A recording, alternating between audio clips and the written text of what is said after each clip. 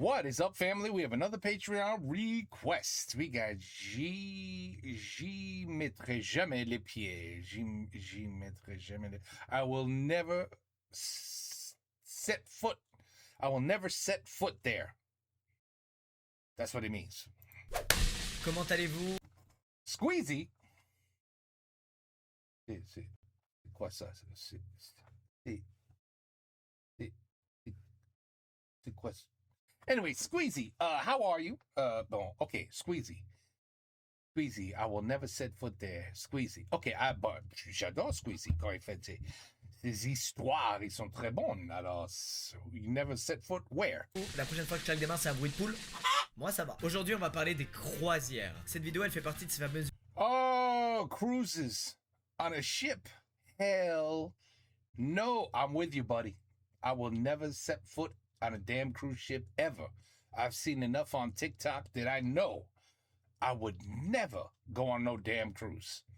Vidéo où j'ai découvert un game et j'ai envie d'en parler avec vous. En 2019, pour la première fois de ma vie, j'ai vu un navire de croisière à un port. C'est diabolique, ok? Diabolique. Et en passant devant, je me suis dit, mais qui fait ça? Qui fait des croisières comme ça? Alors j'ai cherché sur internet et la réponse c'est 28 millions de personnes en 2019. C'est bon ou pas? Donc mon petit ton hautain de merde là, qui fait ça? Bah c'est terminé, je referai plus l'erreur, ok? Ce qui me fascine avec... But it's a certain kind of people that do the cruises. Just saying, it's a special category. Cette histoire de croisière, c'est qu'à un moment donné dans l'histoire de l'humanité, il y a un mec qui s'est dit les immeubles c'est bien, mais les immeubles sur l'eau qui bougent c'est mieux. Donc je vais en faire un. Moi perso, j'ai aucun pote autour de moi qui a la vingtaine ou la trentaine et qui a fait des croisières, genre ça existe pas. C'est une ou deux générations au-dessus de nous où ça kiffe bien les croisières. Mais nous c'est pas trop notre délire, nous c'est plus genre une plage. Juste une plage avec un chien. Oui. Alors une croisière c'est quoi? Cette question elle est pas évidente. Parce que pour moi, une croisière c'était aller sur les quais de Seine avec sa grand-mère et emprunter un bateau-mouche pour 2 heures. Le plaisir d'avancer sur la Seine entre les rives parisiennes. Je l'ai fait une fois et en passant sous un pont, mon grand-père s'est fait chier dessus par un pigeon. J'ai ri aux larmes. Moi je pensais que les croisières c'était ça. Pas du tout. Les croisières c'est des bateaux, parfois de plusieurs centaines de mètres de long, capables d'accueillir des milliers de personnes, de partir au large pendant des semaines, de s'arrêter dans plein de ports pour visiter la ville avant de repartir. N'étant jamais allé sur un de ces bateaux, je me suis dit mais il y a quoi sur un bateau comme ça? Jusqu'où ils sont allés? Et bah écoutez, ils sont allés bien au-delà de ce que j'imaginais. J'ai découvert le Seven Seas Explorer. Il s'agit de la croisière la plus luxueuse du monde. Globalement sur ce bateau, il y a tout ce que vous pouvez imaginer.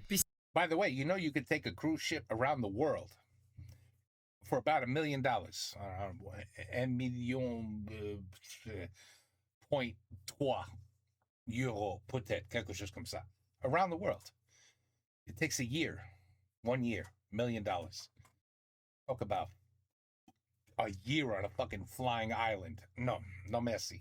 Il y en a 11, dont une à débordement. Ouais, j'aimerais faire du golf sur mon bateau. Bon bah ça, c'est totalement possible. Il y a un terrain de golf sur ce putain de bateau. Pareil pour le tennis. Faites vos meilleurs échanges au milieu de l'océan. Sur les murs, il y a de véritables tableaux de Picasso. Il y a un théâtre, il y a un solarium, il y a tout. Et ça, c'est pas le plus grand bateau, c'est le plus luxueux. Le plus grand, c'est le Symphony of the Seas. Il fait 362 mètres de long, 66 mètres de large, et il peut accueillir jusqu'à 6600 passagers et 2300 membres d'équipage. Et combien de tonnes il pèse à votre avis? Ce chiffre, c'est le plus dingue. 228 000 tonnes. C'est bon. Il est tellement grand, ils savaient plus quoi faire, ils ont fait une tyrolienne sur le bateau de 24 mètres. Il y a aussi 2 murs d'escalade, 2 simulateurs de surf, je sais pas pourquoi, et un total de 23 restaurants. Vous comprenez pourquoi j'ai dit démoniaque? C'est démoniaque un truc pas... Non mais vraiment, c'est impressionnant. Évidemment, il y a un mais, c'est que ça pollue énormément. Oh yeah, and they drop the shit. They just open a hole and drop all the shit right into the water. En gros, ces bateaux-là, ils utilisent du fuel lourd. C'est un pétrole quasi brut et qui coûte beaucoup moins cher et surtout qui n'est soumis à aucune taxe. Oh, ça relâche énormément d'oxyde de soufre, etc. Bref, je fais le petit point pollution quand même pour pas trop donner envie aux gens de faire des croisières. Bref, maintenant j'aimerais vous raconter 3 histoires qui ont eu lieu sur des croisières. La première, c'est arrivé à plein de navires. C'est la chiasse, mec. Je te jure. Yep. If you get a virus, everybody gets a virus. Oh yeah, no, I would never set foot on a ship. Ever. I don't give a shit how much money I would have. Yeah, I don't care if I had $1 million. I would never go on a ship. Ever. No, jamais.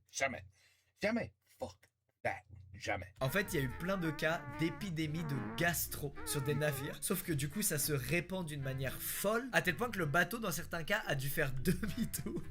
Tellement c'était invivable pour les passagers et surtout c'était dangereux parce que l'infection se répandait vraiment vite. Et en fait, à partir du moment où 2% des membres d'un bateau tombent malades, bah le bateau est obligé de le déclarer et du coup les pays refusent l'arrivée du bateau au port. Donc le bateau retourne à sa destination initiale. Bon, maintenant qu'il y a eu le Covid, ça nous choque pas et on se dit bah ouais, c'est plutôt logique, ça fait énormément d'humains au même endroit, bon c'est normal. Mais je pense qu'à l'époque quand les mecs se sont mangés des épidémies sur un bateau, ils s'y attendaient pas du tout. Tu repars avec ta chiasse et tu te tais. Et d'ailleurs juste avant que le Covid explose, je me souviens que j'étais au Japon et il y a un bateau de croisière qui devait arriver au Japon et il y a eu des cas de Covid dessus et le Japon a refusé l'amarrage du bateau et donc il a dû rester éloigné des côtes. Deuxième truc, les tempêtes. Vous avez vu les tempêtes des fois que les bateaux ils se mangent. Il y avait des vidéos sur YouTube de bateaux de pêche qui sont des gros bateaux qui sont But it's still not a cruise ship. But I know one that I do know a cruise ship that it lost the you know whatever the fuck that thing, the rudder.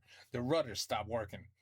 The whole ship was thrown around like a piece of garbage in the sea. se retrouve en pleine tempête, je sais pas trop comment. Il va le montrer, I bet you. Et les flots se déchaînent autour d'eux, on dirait un film d'horreur. Je vous jure que si ça m'arrivait, je serais traumatisé à vie, je n'arriverais même plus à prendre un bain. Ça me rappellerait la tempête, mec. Eh ben écoutez, c'est arrivé récemment en 2017. Il y a un bateau de croisière qui s'est retrouvé au milieu d'une méga tempête. Les passagers, bien entendu, ont filmé tout ce qui se passait, donc on a plein d'images de ça et c'est méga impressionnant. En gros, le bateau, il était arrêté aux Bahamas et plein d'experts en météo prévoyaient l'arrivée d'une méga tempête, d'une bombe météorologique, on appelle ça, du nom de Grayson. Et on sait pas pourquoi, mais la compagnie de croisière et le capitaine, plutôt que d'attendre que la tempête passe, ils ont voulu doubler la tempête. Ils ont voulu traverser avant qu'il y ait la tempête. Pire call, le bateau il s'est retrouvé au milieu d'une tempête de légende avec des vagues de 9 mètres qui tapaient contre la coque du bateau et du coup, il y a de l'eau qui s'est infiltrée partout. Le bateau il était penché, donc quand les gens marchaient dans les couloirs, enfin c'était, on aurait vraiment dit franchement une scène du film Titanic quoi. Et Titanic on connaît la suite, donc je comprends qu'ils aient eu très peur ces passagers. Et en fait ce qui est horrible c'est que le capitaine il a rien dit, il a juste dit on traverse une tempête quoi. C'est tout. Et là ce qui est ouf c'est que c'est pas comme quand t'es en avion où tes turbulences elles vont durer 1 heure ou 2 heures. Le navire il a été pris dans la tempête pendant 3 jours. C'est super long, 3 jours. Pendant 3 jours, il y a de l'eau qui tombe du plafond, frérot. Et t'es là, genre, everything is alright. Oui, je parle anglais parce que c'est essentiellement des Américains qui font des croisières. Plus de peur que de mal. Tout le monde est arrivé sain et sauf. Il n'y a eu aucun blessé, aucun mort, rien du tout. C'était juste 3 jours de peur, de frayeur. I know, c'est même pas, that's not even the ship I'm talking about. De fou. Mais le bateau a tenu le coup, le capitaine a tenu le cap et tout le monde va bien.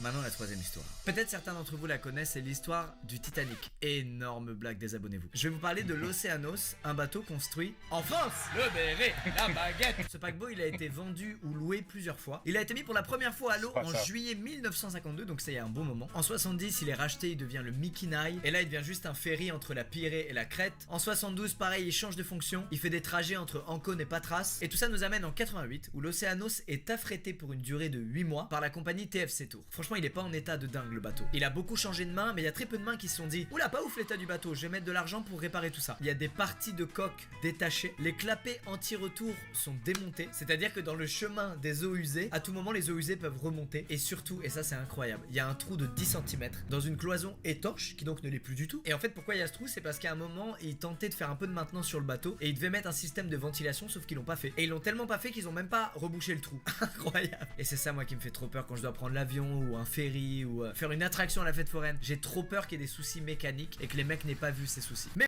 Human error. That's what I'm most worried about also.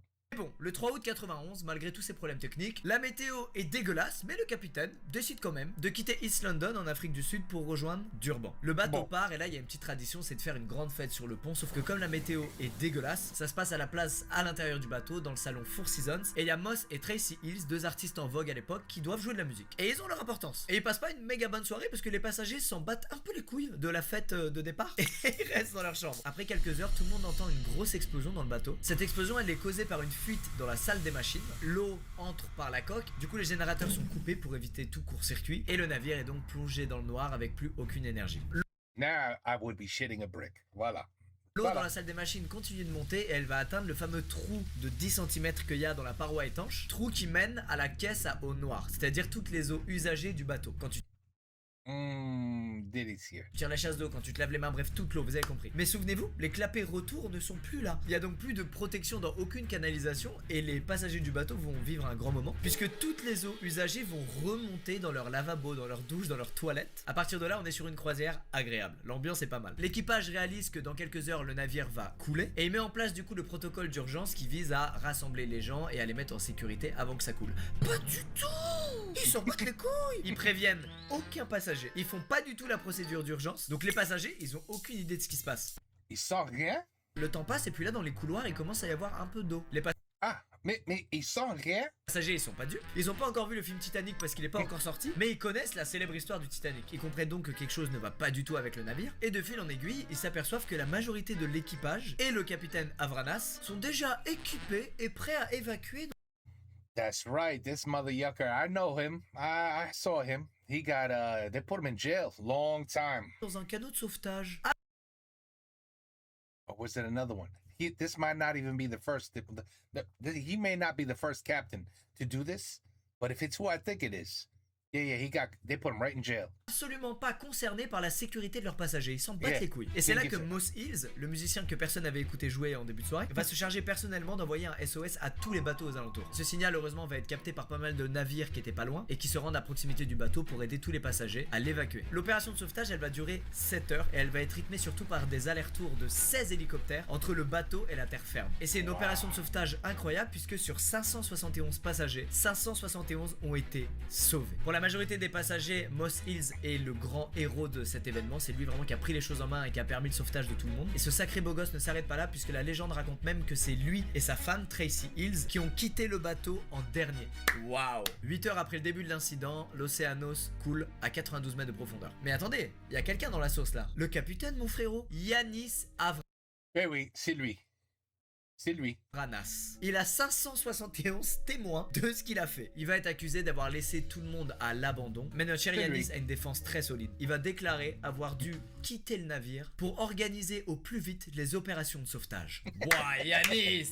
Quel culot! Il a même déclaré: lorsque je donne l'ordre d'abandon du navire, ça n'a pas d'importance à quel moment je quitte le navire. L'ordre d'abandon est pour tout le monde. Si certains veulent rester, ils peuvent rester. Retirez-lui son permis bateau. Vous me le dégagez celui-là. Bref, vous connaissez le Titanic, maintenant vous connaissez l'Océanos, qui est une bien plus cool histoire puisque personne n'est décédé, contrairement à... But they did put him in jail then. Then you know what? C'est pas lui alors. Because the one I'm talking about went right to jail. À Jack. Si la planche avait été un peu plus grande. Bah écoutez, c'est la fin de cette vidéo. Je pensais pas un jour qu'on parlerait de croisière. Ah man, c'était un peu trop court, cela. I would have listened another 30 minutes about cruise ships and the disaster that they are. Wow, ça devient... Qu'est-ce que ça devient la chaîne là? Mais j'ai découvert tout ça et je voulais trop en parler avec vous. Je suis sûr il y a plein de gens qui connaissent. The worst of all is the Carnival cruises. You gotta look those up.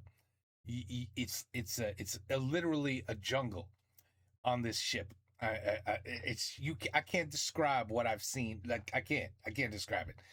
You know, remember the commercial is a beautiful ship, 4 people in the pool. You know, 4 personnes dans la piscine. Peut-être 6 dans le restaurant. Et un mec et sa femme, ils regardent le soleil. Oh, c'est tellement joli.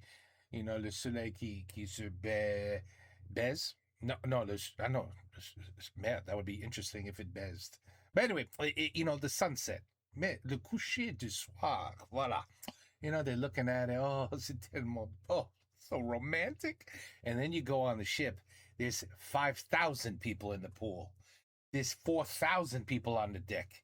You are shoulder to shoulder with fucking people everywhere. And you might as well go back to your room. Otherwise, you're in some sort of prison. Really, you're in a prison. You're in the yard of a prison when they let everybody out to play basketball for 30 minutes. Like everybody's out. And you realize this has nothing to do with the commercial I just saw. Son of a bitch. Now add diarrhea, viruses, toilets that storms, rudders. By the way, he did not show the ship that I wanted to show you guys. Fucking this ship was a disaster. It couldn't go nowhere. It was just stuck in the ocean. It was a disaster. Nobody died, but whoo, I tell you, those people are never going back on a cruise ever again. Anyway, I love this video. I just wish it was longer, man, and more ships to make fun of. C'est pas ce game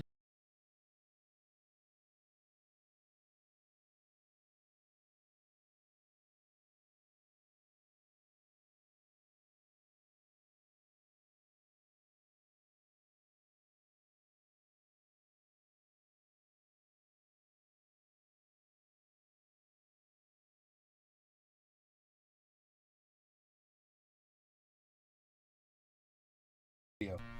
Good explanation. He's a very good speaker. He's very good. He's got a great personality. I see why he's loved. I see it. C'est pas si drôle. Oh, ben voilà. Yeah, so he's also... This has to be all about America. Because nobody does this. I don't think in France, it's like, oui, c'est Noël. Who gives a shit what my house looks like? Over here, it's like, it's June. Oui, il faut préparer la maison. C'est presque décembre. Non, c'est dans 6 mois. Oui, mais pour commencer, avec les lumières, I have to beat what I did last year. I have to make sure I look bigger and better than my neighbors. C'est tellement cool. Mais I'll bet you that's what he's doing here. Unless they do it in France too. That would be funny. But I doubt it. Anyway, I don't know. We do some crazy shit here. I don't know. We like cruise shit. I don't like cruise ships. But yeah, I know a lot of people, they swear by, the Disney cruise. I go, what? Why? Who cares? It's a ship. It's a floating building. You can't even get out. And then when you do get out to visit, I hear it's like, hey, be back in 12 hours because we're leaving in 12 hours. So now you got like half a day to look at somewhere that you should visit for 2 weeks. But you got like a day, 24 hours, maybe less, 12 hours, 18. You don't have nowhere near enough time. So you can't even enjoy the exotic, beautiful places that you visit. It's like, oh, back to this shithole. It's back on the building. Back on the floating building. Let's go. But it is fun watching the people run. Oh, no! Because they don't wait. They leave. And then you're screwed. You are screwed. You're on some island. It's like, how do I get out of here now? It's pretty fun. It's fun. Anyway. Good video. Si je savais, oui, comment on dit ça? J'y mettrai jamais les pieds. Ouais, J, not J, J. J'y mettrai jamais les pieds. Ben, moi aussi. Couldn't agree more, buddy. Take care. Peace out. À la prochaine.